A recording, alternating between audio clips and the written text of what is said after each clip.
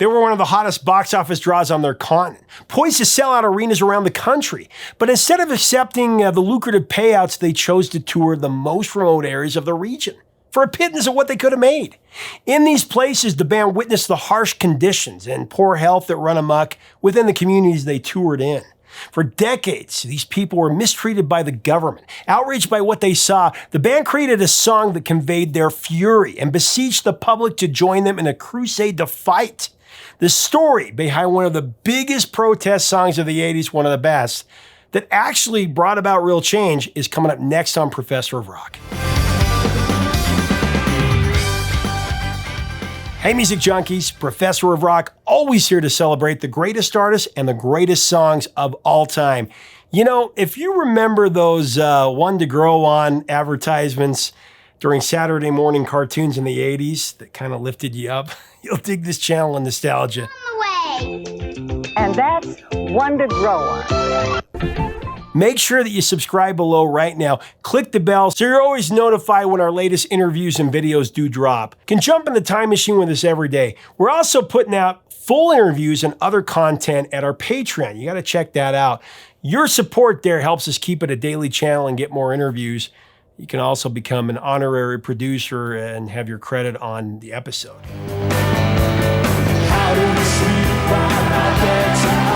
So if you've ever attended a live performance by Midnight Oil, you know what I mean when I say their concerts are a blistering experience.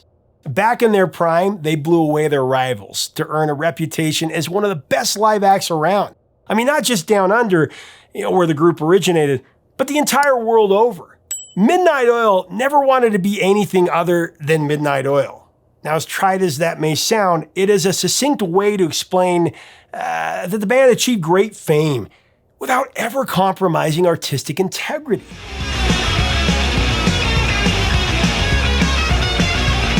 I mean, Midnight Oil, they've sold over 20 million records around the globe. Between 1978 and 2004, 24 Midnight Oil singles charted in Australia alone.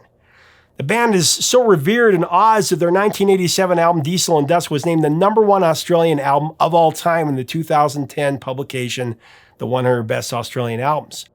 I mean, let me put it this way. The runner-up there was AC/DC's landmark 1980 LP, Back in Black, if that tells you anything.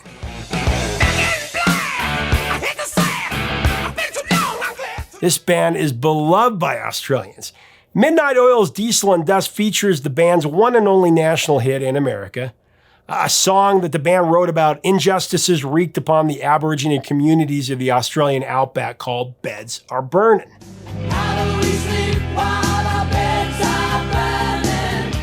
So in the early 70s, Rob Hurst, Andrew James, and Jim Magini, they were bosom high school buddies that jammed together in the northern suburbs of Sydney.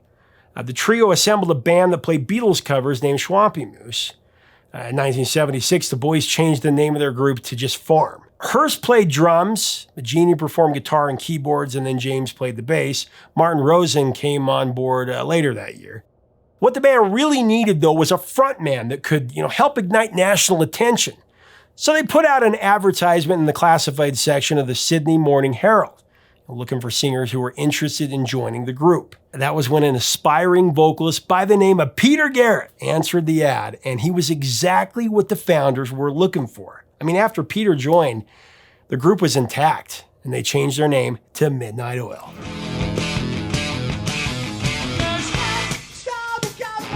Peter Garrett was the oldest of 3 siblings. Now, as a boy, his physical activity was limited because of asthma, a serious condition that he inherited from his father. Peter's father actually died from an asthma attack when Peter was in his teens. Peter experienced further trauma when his mother died in a fire that destroyed the family home when he was 21. Now, Peter was able to escape the inferno, but his mother was asleep in her bedroom upstairs, and her eldest son was unable to rescue her. That tragedy of a loss, it weighed heavily within Peter Garrett. But instead of sinking into the abyss of despair, Peter turned tragedy into a mantra to live with everything you got. The night after Peter's mother died, he performed on stage with his Midnight Oil bandmates, motivated by the drive and ambition that his mother had ingrained in him.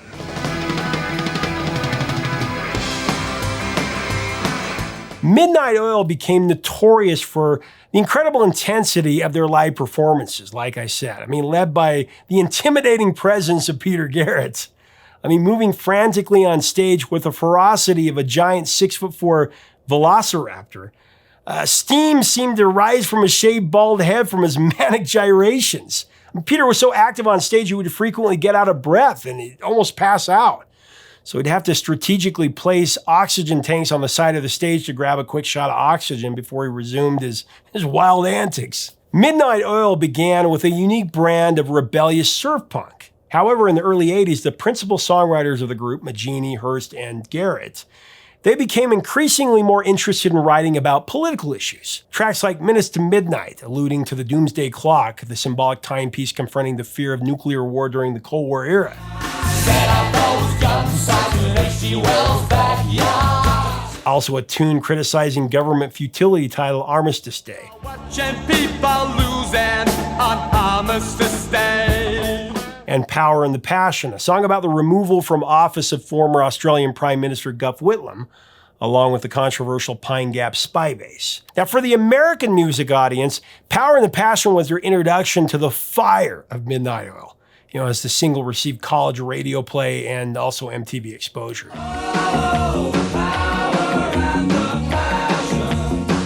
Power and the Passion, that one includes one of my favorite lines in a song ever. It's better to die on your feet than live on your knees. Cleverly paraphrasing the battle cry of Emiliano Zapata. It's better to die on your feet than live on your knees. On the strength of Power and the Passion, the album 10-9-8-7-6-5-4-3-2-1, that showed the promise of breakout international success for Midnight Oil. Now, the band's label, Columbia Records, they were disappointed when Midnight Oil presented the follow-up record, which was Red Cells in the Sunset. They heard no hits for a primed and ready American audience. Columbia sternly asked the band to go back into the studio and come up with a song that would cross over in the US market immediately. And you know what? The band refused. Rob Hurst revealed that he and his bandmates told the label, take it or leave it. They were not going to change or add anything. Red Cells in the Sunset, it didn't yield a US hit, as Columbia had predicted, but it did go to number 1 on the Australian album charts. It held the top spot for, I believe, 4 weeks, and it broke the Billboard 200 album chart at number 177. In '86, the box office demand for Midnight Oil was at an all-time high. I mean, the band's agent was fielding very lucrative offers for Midnight Oil to make a headline run at the biggest arenas in Oz. The band, however, they passed on the big money offers. Instead, they elected to tour the remote arid climate of the Australia outback, where temperatures soared to well over 45 degrees Celsius, or 115 degrees Fahrenheit. While touring the outback, the band witnessed firsthand the severity of poor living conditions faced by the Aborigine communities. This compelled Hurst, Magini, and Garrett to compose a song that stood up for the people and issued a challenge for social and political action.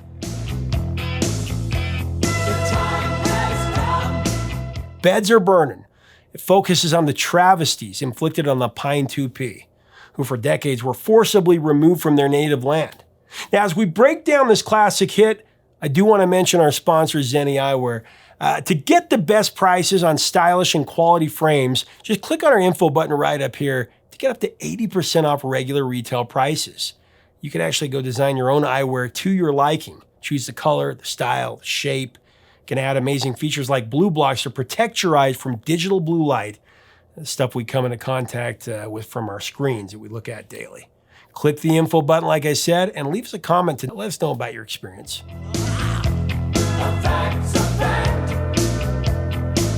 Like I said, Beds Are Burning focuses on the travesties inflicted on the Pine Tupi, who for decades were removed from their native land, forcibly.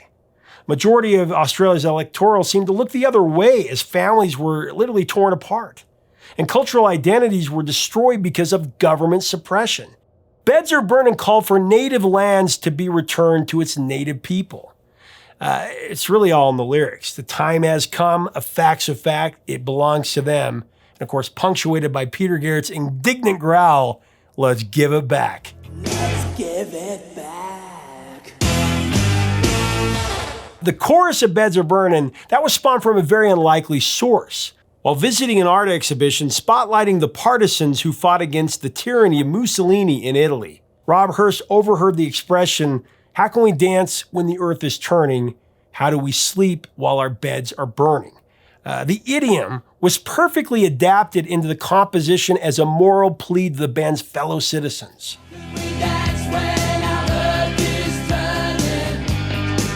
The deeper the band traveled into the Red Desert, the more the song illustrated the landscape of the land. Bloodwood trees, Holden wrecks, and cockatoos being disrupted, just like the native people. So let's talk about some of that. The Holden was a vehicle manufactured in Port Melbourne, Victoria, that one might see in the Western Desert. The bloodwood is a type of eucalyptus that flourishes out of the red dirt, while the cockatoo, of course, an endangered species of the parrot with a prominent crest and curved bill. The bloodwood and the desert oak. During the 1950s and earlier, that desolate part of Australia was prime real estate for ballistic missile training.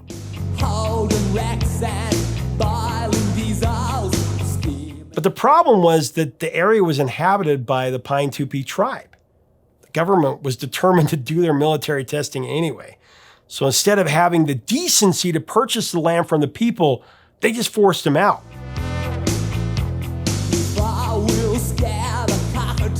The lyrical structure and the musical arrangement for Beds Are Burning was brilliantly composed by Hurst, Magini, and Garrett. When the band went into the studio to record the track, the objective was to capture the incendiary energy of Midnight Oil while projecting a pristine imagery of the Western Desert. Engineer Guy Gray and producer Warren Livesay, they were pivotal in making sure that each band member brought their A game to the studio. It was Gray's first time working with Midnight Oil. Gray was invited to the band's pre-production sessions, and one of the first things that he noticed was how powerful of a drummer that Rob Hurst was. Gray called Hurst a wood chipper. He chews up drumsticks very quickly and never looks like he has to work that hard to generate tremendous force.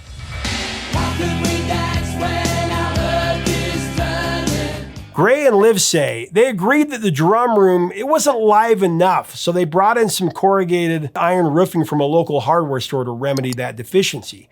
They applied the iron to the walls of the drum room to create a timbre that gave the track a savage percussive attack.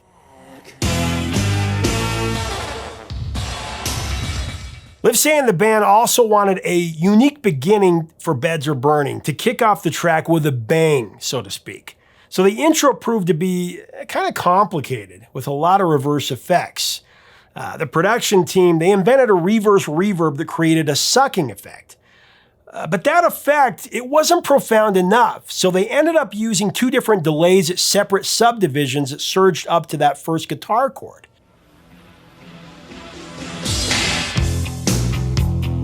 The other production element that was added for effect was the sound of a ticking clock. Gray recalled experimenting in the studio to find the right clicking sound. And get this, what ultimately worked involved miking a metronome that placed in one of the band members' mouths. And the musician opened and closed his mouth over the device. That's so cool. To pay our share. They recorded it to an Akai S900 to loop the tick-tock effect, and they synchronized the timing with the rhythm track. The tick-tock had its own tension that rolled in concert with the horns and drum rhythm.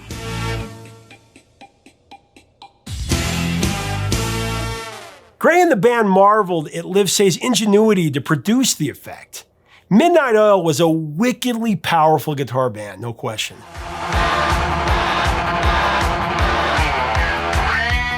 The band had an amazing collection of vintage guitars that produced a lot of interesting contrasting sounds. The Jim Magini guitar riff for Beds Are Burning, man, it seemed to have what the production team called a sixth sense. The way it eerily captured the hypnotizing imagery of the Gun Barrel Highway, a long, lonely stretch of road that traverses hundreds of miles throughout the Western Desert. Let's give it back. In the song's choruses, the authenticity of Peter Garrett's strident vocal, that's enhanced by the harmonies of Rob Hurst, who is really a great singer in his own right. I mean, the combination for Garrett and Hurst vocals, that was a conscious decision to give Beds Are Burning that full vocal capacity to fatten up that chorus and make it so lively. Hurst was particularly strong with the high register in that chorus.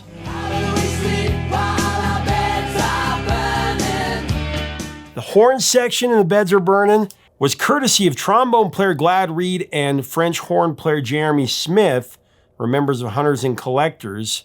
Those were overdubbed and double-tracked. Hunters and Collectors was another great band from Australia with politically charged music that flourished during the 80s and 90s.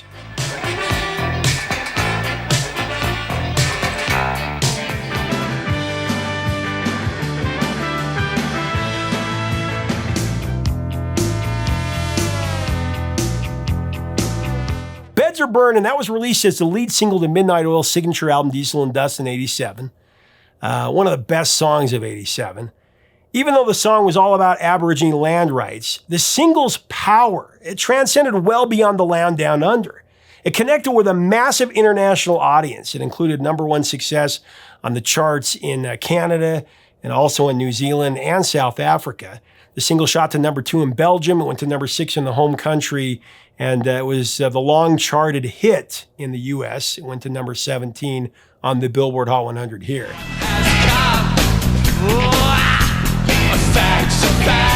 It won the award for Best Single and Best Song at the 1988 ARIA Awards. The single had broken the American market, and Midnight Oil were in hot demand in the States like never before. So following the 1988 American tour in support of Diesel and Dust with Australian band Yothu Yindi, Midnight Oil reignited their campaign to help the Aborigine people. They launched the Building Bridges album that had contributions from a lot of artists, including Paul Kelly, Scrap Metal, Colored Stone, Hunters and Collectors, The Saints, Crowded House, and In Excess. All the proceeds from that special project were donated to the National Coalition of Aborigine Organizations. After the surprising run of Beds Are Burning, Midnight Oil continued to pump out hit singles in Australia, and of course their material was always wildly inspiring with dynamic showmanship and riveting musicianship.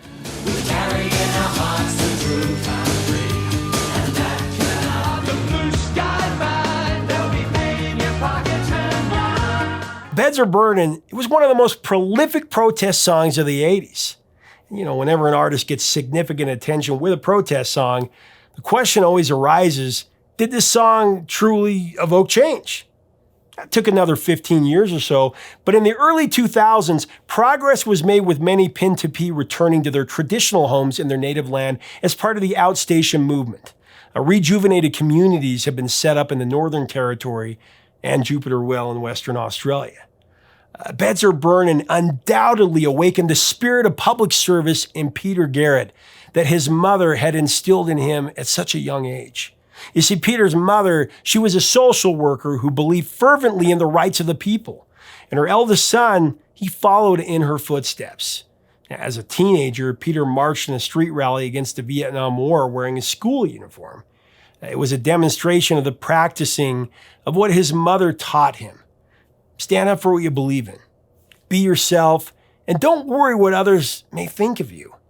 Peter declared that his first love is, of course, music, but his first calling is politics. For Peter, the two go hand in hand. Music and politics come together at the same time, creating a kind of harmonic power that can change the world in his mind.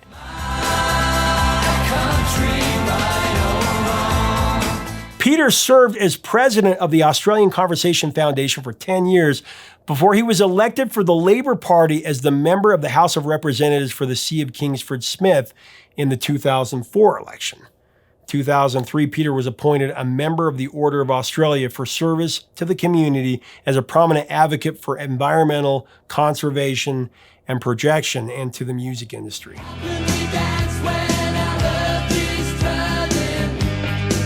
So Beds Are Burning, it was featured in the 2000 drama The Kite Runner. It's also placed in the 1988 TV movie Lady Killers and the animated comedy American Dad. Midnight Oil to set the mood. Out where the river broke. The track has had some really spirited remakes as well. AWOL Nation's version in 2022, that was a collaboration with Rise Against frontman.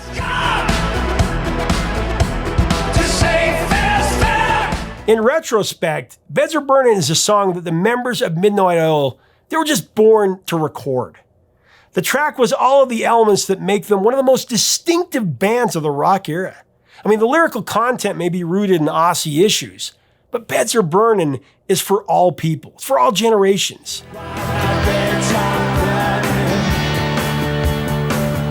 And the closing ceremony of the 2000 Sydney Olympics, Midnight Oil, they performed Beds Are Burning in front of a worldwide audience in the billions. Each member was dressed in black. They had the word sorry prominently printed on their clothing. That was a reference to Prime Minister John Howard's refusal to apologize on behalf of Australia to the Aboriginal Australians for the way that they were mistreated over 200 years.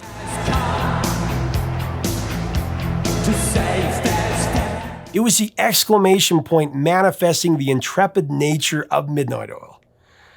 They were admonished not to make any political commentary during their performance, but you can't stop Midnight Oil. You can only hope to contain them. As Peter Garrett's mother taught him, stand up for what you believe in and don't worry what others may think of you. I, as a Labor Party politician, commit myself to that fight. I've been onto that picket line, I've been out to the unions, and I'll be there again. That's about as rock and roll as it gets.